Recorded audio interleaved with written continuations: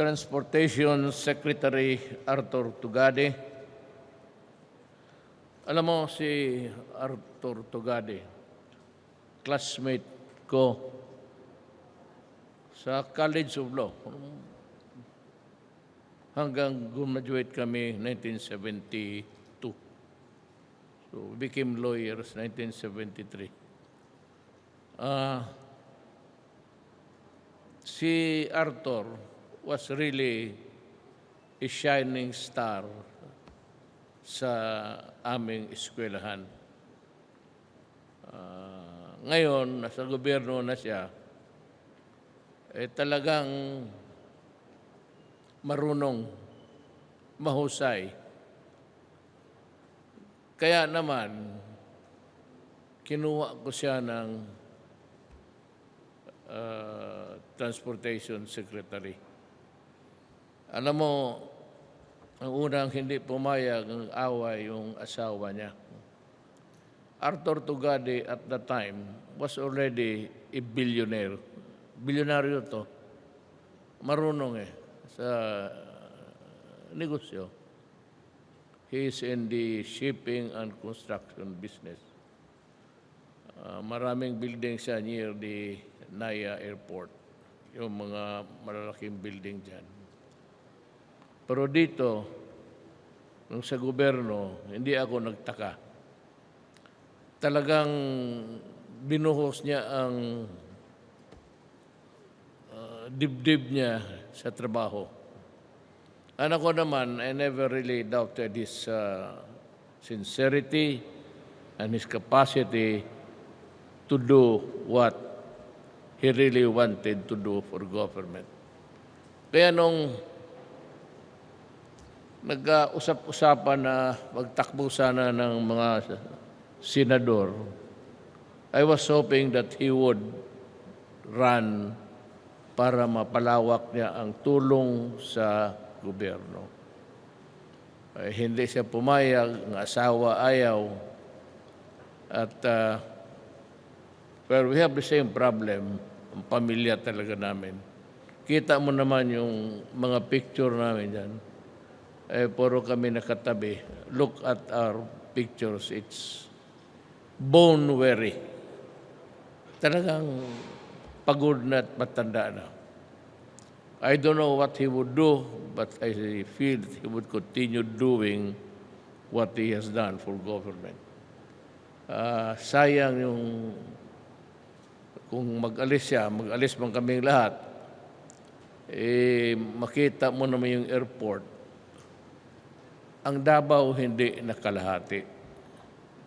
Doon sa Bicol, meron silang, kasi ang ganda rin, pero mas maganda to, mas malaki. Pero contactless, tapos lahat-lahat na. Lahat ng kinakailangan ng modern airport. So, nang hinaya nga ako, ayan tumakbo ng senador, sana mapatuloy niya yung trabaho sa gobyerno at ayaw naman niyang... I know that sabi niya he wanted to retire, but I'm sure a man with his fervor and talent, he would continue until maybe kung ilibing na siya.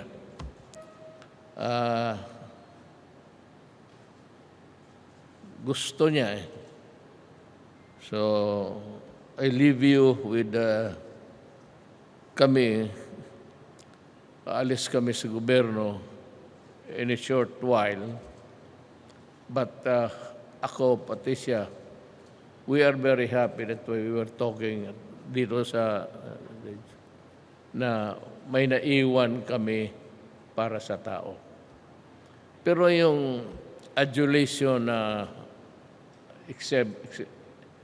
yung pasalamat, wag na ho.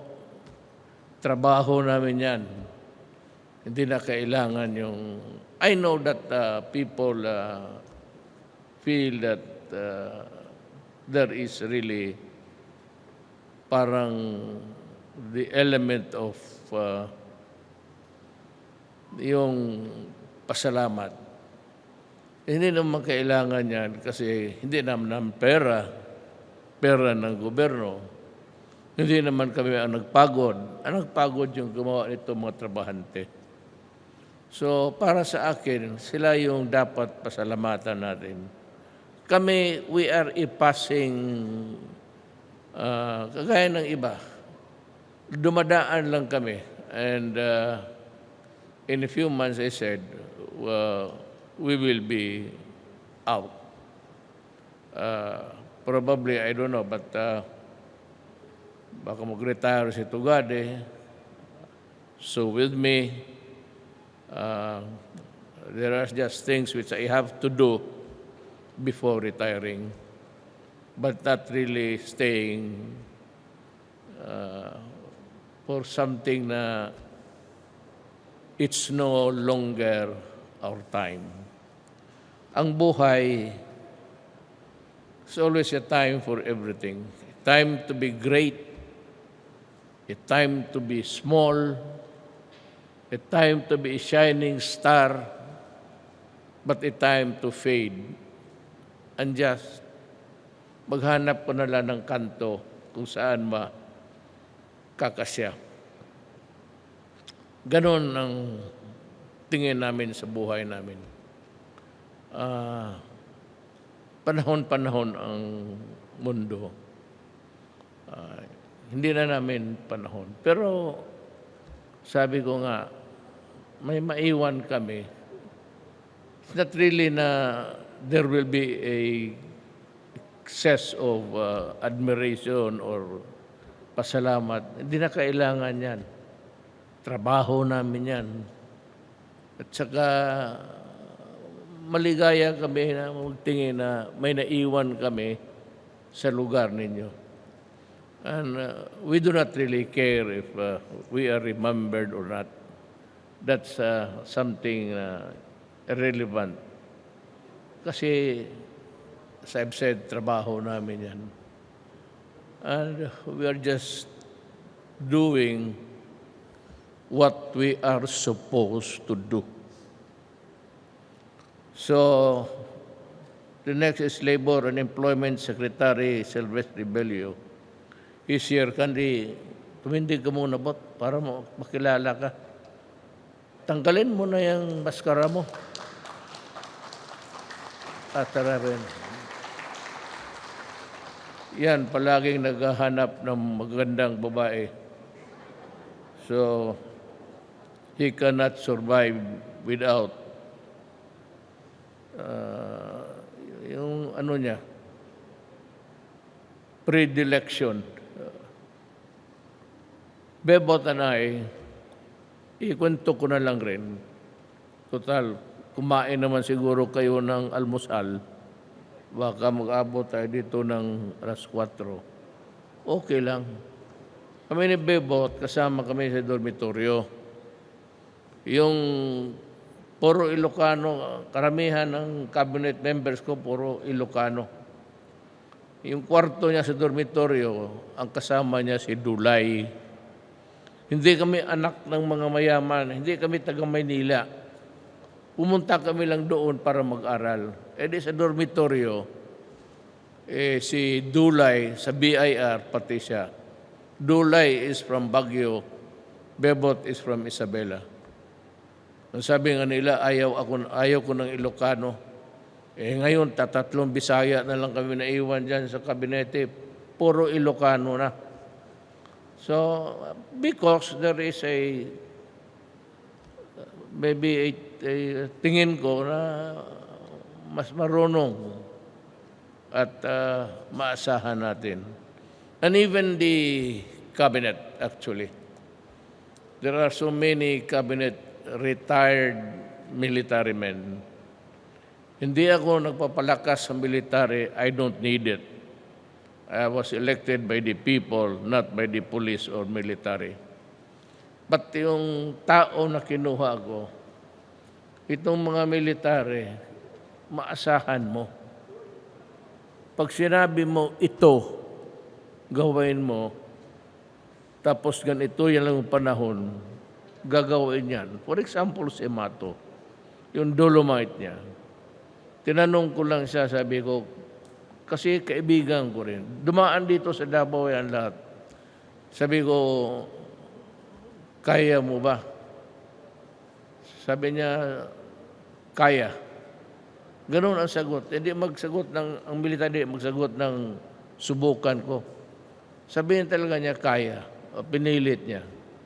There are criticisms about the use of the dolomite and seems to be to some people an artificial. But alam mo, ang tao ngayon maligaya. And they are enjoying what si Mato did. He cleaned up yung I don't know what's the name of that, but yung area dyan at the back of wala namang pangalan yan eh. Pero ngayon, artificial nga, but it has made people happy. And they are there congregating. At maligaya naman kaming tumitingin. Yan ang mga bagay na, alam mo, ang anak kong babae may sentimento yan. Alam mo, gusto niya ang airport niya. Kasi mayor siya eh. Gusto niya ang Davao. But during the first cabinet meeting, I was very emphatic na sabi ko, unahin na ninyo yung ibang lugar, iiwan ninyo yung Davao because it would not look good kung pagandahin mo ang Davao tapos iiwan mo yung iba, mauna tayo. And even when I was mayor, if you go to Huna subdivision, puro simento yan. But yung aming ginagamit harap sa bahay ng nanay ko is a dirt road. Sabi ko unahin na ninyong iba, paiwan kami. Maybe a little sense of delicadeza. Nangyayari ngayon. So, yung may siya because that was the first thing that she pronounced na ang Davao pagandahin palagi. Hindi nga nakalahati dito. I'm very happy for you. But I'm sad for Davao City na baka hindi na maabot with a very limited time. Akala ko na mahabol pa rin ang Davao. But things ganon talaga. Baka panahon ni Silvestre Bello, but he is good. Maniwala kayo. I am not trying to glorify him before you. Tatakbo ng senador, but that's beside the point. Inyo na yan. But you have a very good man dito sa trabahante. He has served so many presidents. And I can assure you that hindi ako nagagampal niya. Basta mahusay. Mahusay ito at bahala kayo. It's your kung anong gusto ninyo. Then you have Senator Bongo. My aide for about 20 years. Well, kung tignan lang ninyo, hindi horizon, makikita ninyo yung mga tao. I cannot, totoo yan, there's a candidate who was using cocaine. And you can ask yung mga mayaman. And sabi ng polis, bakit hindi natin hinuli? Bakit hindi mo hinuli, Presidente? Hindi mo alam ang mga mayaman. They go on yate, or in the air. Doon yan sila magsop-sop ng ano nila. Hindi ako pero kung maniwala kayo, total marami mang mga mayaman tanong ninyo. Then, if you do not believe it, well, leave it that way.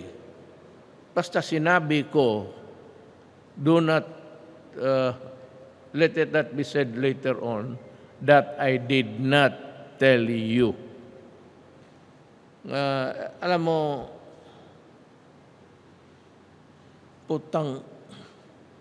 yung mga mayaman na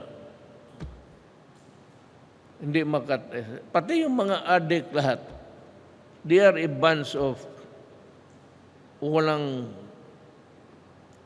alam mo, ang tao, kailangan may konting disiplina. May kagaguhan man kami, ako mismo. Pero may limit ako may boundary ako. I do not cross it. But there are things which I do because I have to do it. Nobody else would do it for us. Kaya sabi ko, itong mga durugista, you destroy my country with you flood the community with itong mga shabu. Shabu yan, cocaine para lang yan sa mga mayaman. But in the process, you destroy my country. And you destroy the youth of my land. And they are the fathers and mothers of tomorrow. Ngayon, sirain mo ang bayan ko, talagang papatayin kita. Walang ano yan. Pero ang sinabi ko, go after yung shabu. At, the police. Kung lumaban, mamamatay ka talaga. Alang-alang naman yung pulis ang magpakamatay. And yet, I have lost many policemen in the line of duty of being killed, rather, by itong mga lumaban. Yung human rights na yan, hindi ko pinapansin because I do not recognize them. I will not, for the life of me, face a tribunal tapos with the judges there are all whites. Hindi ako haharap ng tribunal ng mga puti. No. If I go to jail, it must be a sentence imposed by a Filipino judge. And prosecuted, like me, when I was a prosecutor many years ago, then I would welcome a prosecutor who is a Filipino to indict me. Pero kung sabihin na bigyan mo ako ng puti, kalokohan yan. Since when? Since when kailan pa ba tayo pumayag ng puti ang mag-desisyon? Kalokohan yan. So, Senator Bongo, alam niya ang ko. Kung maniwala kayo sa akin, mabuti. Kung hindi, basta sinabi ko. Itong si Bongo is honest. He stayed with me for 7 years. And alam na niya ang style ko. And I'm sure he will continue with it because it is imperative that we do for something for our country. Kaya kung takot yung iba, problema ninyo yan. But then you'll have a presidency who would be floating. Then let me greet the General Santos City Lone District Representative Shirlene Banyas Nograles. Hindi kita nakilala kanina.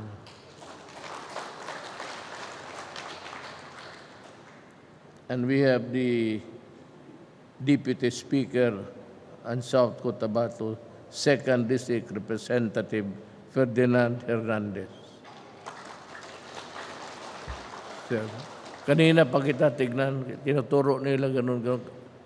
Pero alam mo, matanda na tayo.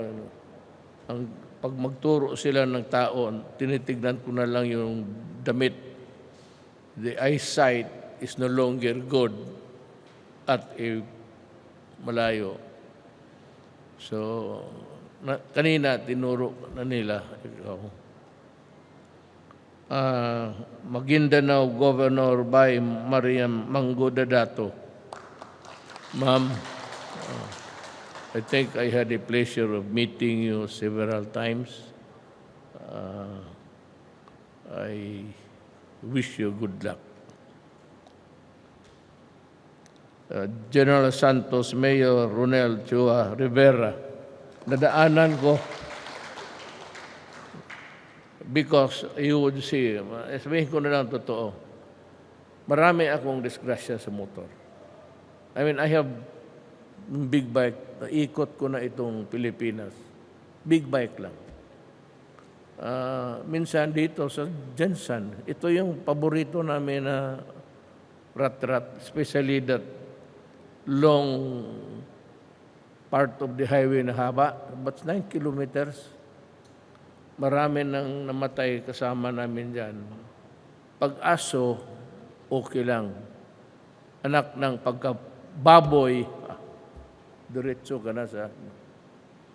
May kasama kami na natumba, akala namin, pahanap namin kung kuhan, yung pala yung ulo, nandoon yung helmet, pati ulo. Headless na yung... Marami kaming adventures dito na ganon talaga. Ako, I walk with a limp kasi the last time, hindi ako naka-recover tapos yung spinal ko, parang may diferensya talaga. So, hindi na ako makalakad na straight. Medyo talagang may tama na ako. At nagmamotor pa rin ako kasi gusto ko rin mamatay na nakamotor. Ganyan man. Kung mamatay ka lang naman, doon na sa paborito mong, kung mabatay ka nang mabaril ka, walang kwenta. Well, it's a exigency, but not so much about dying, how and where. Tantanganan Municipal Mayor Benjamin Figueroa Jr. Yes, sir. Pleased to meet you. Civil Aviation Authority Director General Jim C. Jujungko. All praises si Art Tugadis sa kanya. Sabi ko, may mga tao ka ng ganon, makakaroon ka talaga ng airport. You know, ang airport sa Davao, hindi nakakalahati. You have been there, I'm sure. Hindi nakakalahati sa space. Walang ganito. Kaya siguro yung, I don't know if she was here, kung makita niya, hindi naman siguro baka inggit. Kaya may, yan siya. Kasi ako ang nagpigil na yung first cabinet meeting nga namin, yan sila, Art, sinabi ko na, si Bibot lang.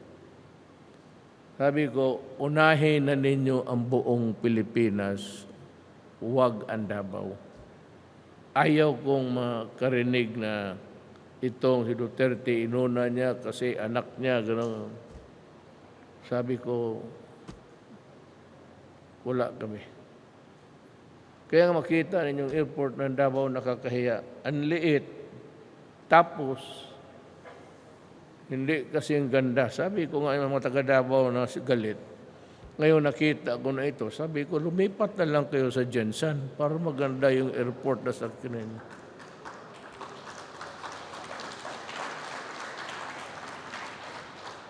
I'm proud. I'm proud with you. Kasali ako.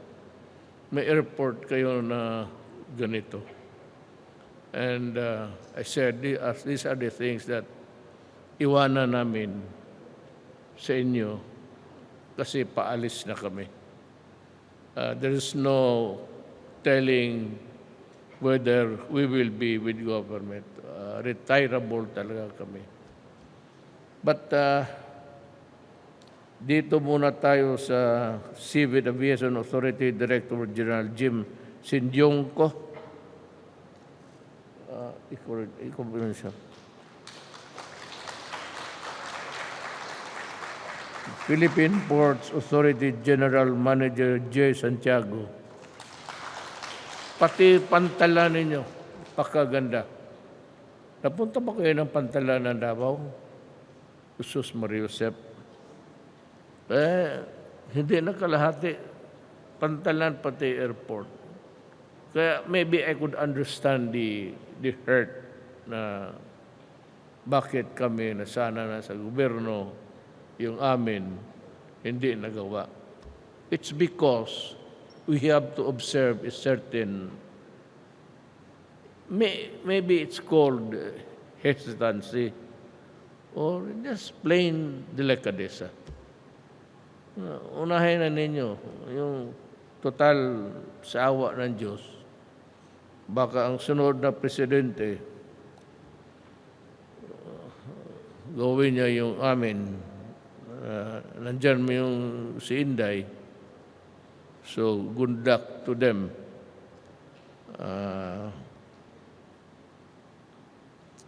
Philippine Coast Guard Commandant Admiral Leopoldo Laroya. Sir, congratulations sa promotion mo. Nag-doning kami ganina sa Coast Guard. Ganda ng Coast Guard ngayon under Art Dugade. Former Chief Presidential Legal Advisor Attorney Salvador Panelo.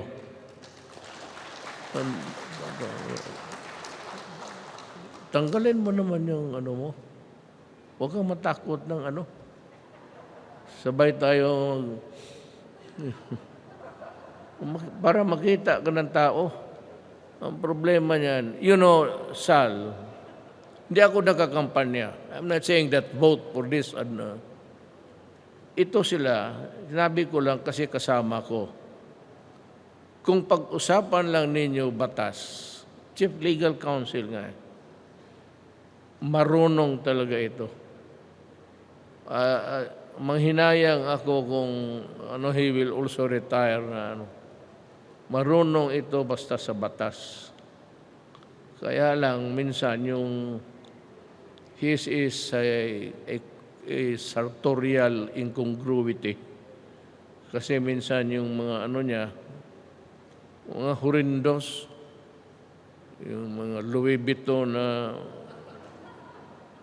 may butas yung pantalon. Well, ganun talaga siya. He dressed up like that. It's his happiness, actually. So, he has a sons and grandchildren.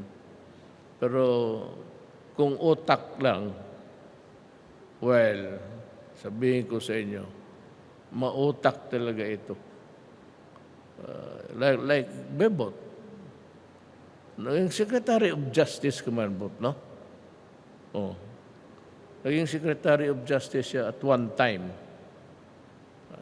Longest serving yung pagkaano niya, Secretary of Labor.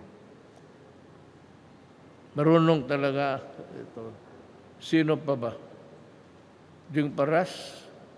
Hindi ka man kandidato. pati si lawyer.